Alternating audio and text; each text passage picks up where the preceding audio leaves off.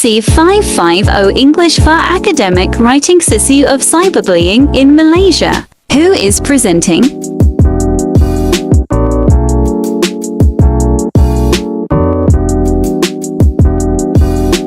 What is cyberbullying?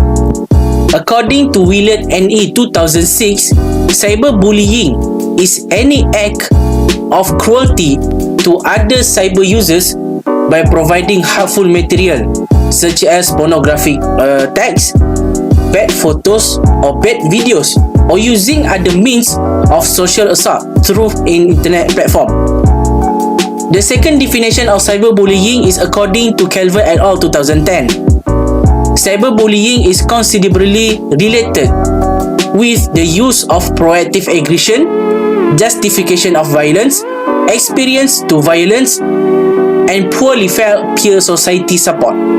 So here we can say that cyberbully is any action related to violence through any cyber platform, internet platform, which will adversely affect the victims, causing them trauma and potentially mental problems. According to the website stopitcyberbullying.com, social media is the main platform and command platform where cyberbullying occurs because the victims will share their photos to get possible feedback but end up with the cyberbully. Cyberbully is very much associated, related and closely with student and college, university and college student, as they are the main internet users for learning purpose and can be accessed anywhere, anytime, everywhere, according to Lai CS et al. 2017. So, what is cyberbullying and how it can be categorized as cyberbullying? Cyberbullying can be recognized through a posting or pictures of someone, online comments that can hurt someone's feelings, spreading the rumors, threatening to hurt someone through chat or phone calls, or creating a web page that consists of pictures that humiliate someone. There are many forms of cyberbullying such as exclusion, harassment, cyberstalking, flaming, masquerading, trolling, flooding, and denigration. I will explain some of the meaning of cyberbullying. Flapping is when a bully uses a victim's social networking accounts to post inappropriate content using their name.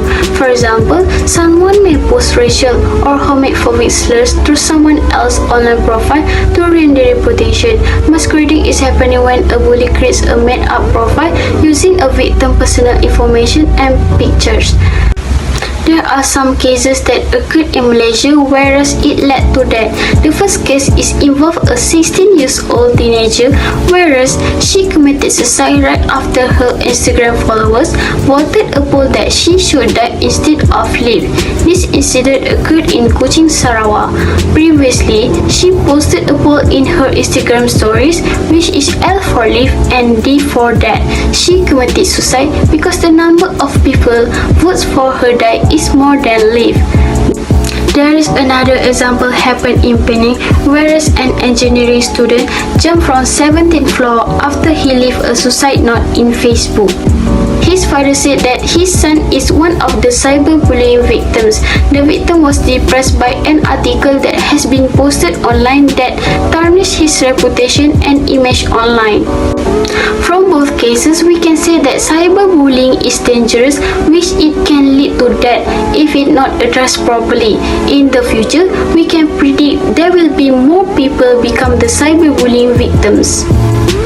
As parents, what we can do to recognize whether our kids are becoming the cyberbullying victims or not.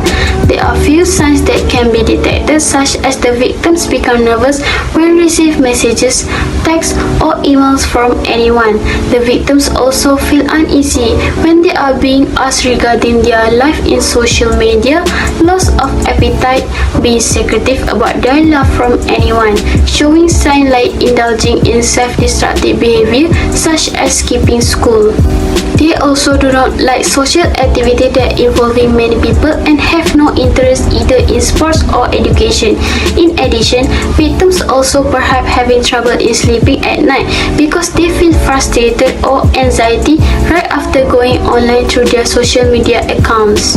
Malaysia Multimedia Communication Commission (MCMC). Many complaints involving cyberbullying cases were received between 2016 and 2020. The media has been abused and it has had numerous negative effects on consumers. In this case, it promotes cyberbullying, especially among school children, adolescents, and youth. Cyberbullying has been described as a new type of violence of the era. Perpetrators can contact the victim 24 hours a day via the internet and send unpleasant email states or spread falsehoods online, which can reach a larger audience than traditional bullying. As a result, a victim must maintain consistency in order to avoid being cyberbullied. Protecting children from cyberbullying requires family intervention that begins with their development. For example, when communicating with the internet, children are exposed to things that they are unaware of during their development. Children may engage in inappropriate activities if they are not properly guided. As a result, parental involvement in the safe use of technology begins with child's first use and is critical. They play an important role in ensuring their adolescent children's responsible and safe use of online internet. Cyberbullying effect risk factor. The prevalence of cyberbullying among local university students, the various types of cyberbullying that occurs, as well as the factor that contribute to cyberbullying. The cyberbullying factor include anger, frustration, depression, disturbance, shame, retaliation, difficult trusting others, and low confidence by the predators. They could conclude that cyberbullying crimes are not on the rise among students, but victims usually don't care and choose not to take action.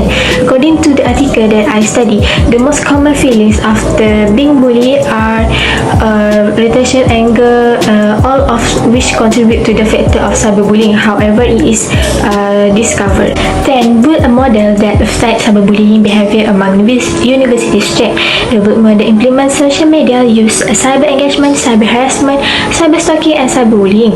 They came to the conclusion that social media and cyber engagement amplify cyberbullying. Social media and cyber engagement can help to mitigate the negative effect of cyberbullying, cyber harassment, and cyber stalking in everyday life. On the other hand, the discovery that roughly half of students reported being bullied, harassed, or stalked online. As a result, the predator or victim of cyberbullying contribute to the risk factor of anger, shame, and retaliation. Victimization. School experience, the majority of the problems stem from family issue, tolerance against physical appearance, and jealousy. The reactive behavior of a school encourages students or children to be uncooperative, passive, inappropriate, and ineffective. These issues have resulted in depression and anxiety in school-aged children, which contribute to the risk factor for cyberbullying.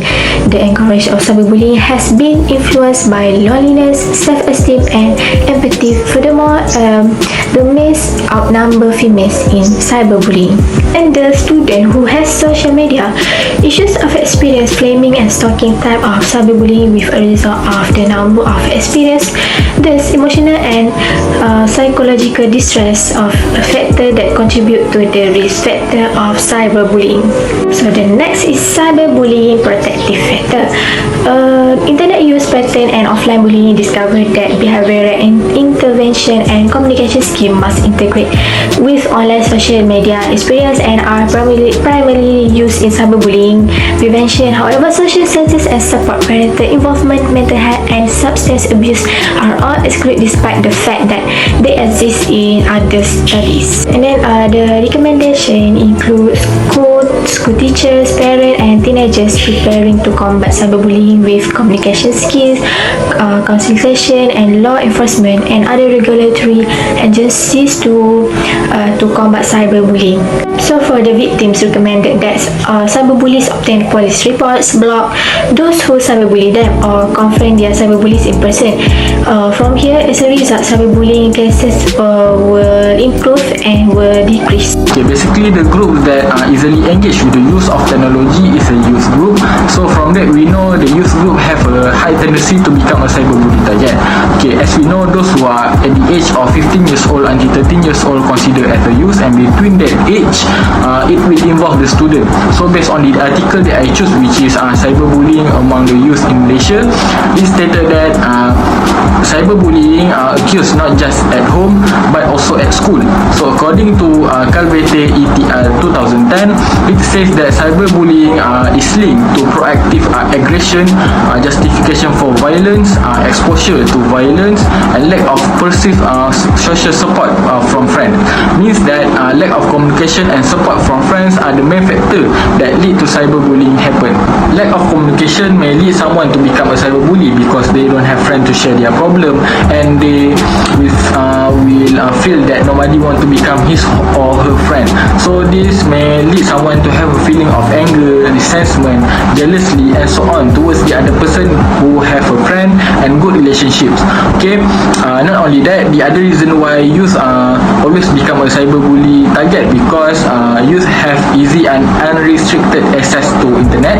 So most of the school, institution, college and university provide a free internet for the student to help them to finish their assignment or work that has been given by their lecturer or their teacher. But the disadvantage is it will lead some student to use a provided internet to engaging in unprofitable activities such as cyberbullying. Okay, in addition, many locations such as shopping malls and government agencies or institutions is offer the free internet connection to the general population. Okay, this may increase the likelihood of youth being exposed to the world of cyberspace and as a result of being victim of cyberbullying.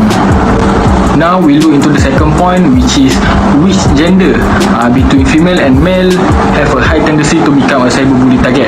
Okay, based on the gender article that I choose, which is cyberbullying among Malaysian youths, okay, it stated that female have a high tendency to become a cyberbully target compared to male cyber users. Okay, the reason why female have a high tendency to become a cyberbully target is because female among youth is always engaged with the use of social media.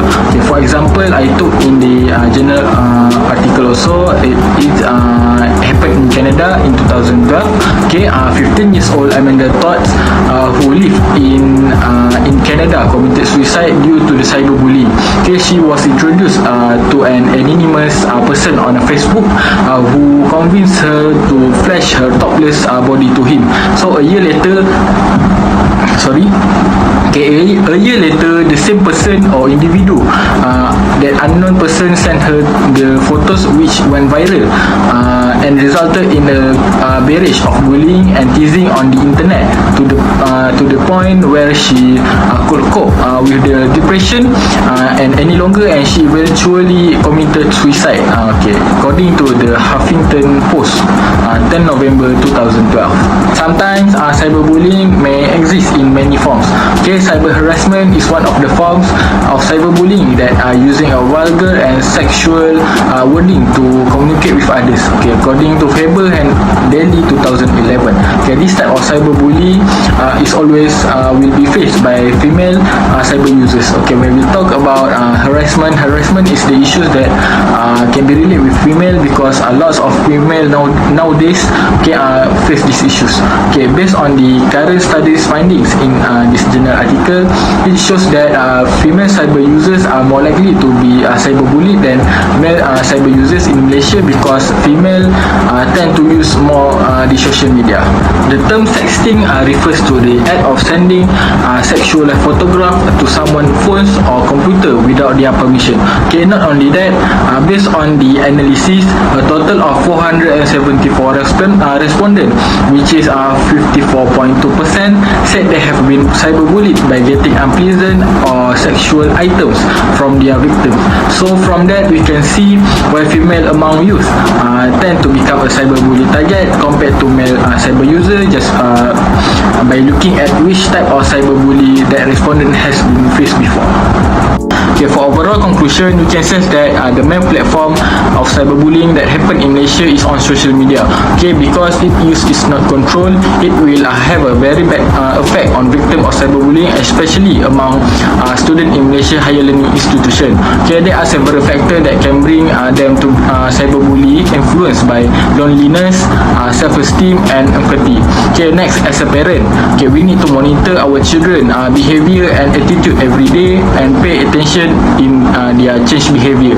Okay, this is to ensure that our children, okay, are not victim of cyberbullying. Okay, not only that, youth can be considered as a group which have a high tendency to become a cyberbullying target, since youth are the expert in the use of technology and social media.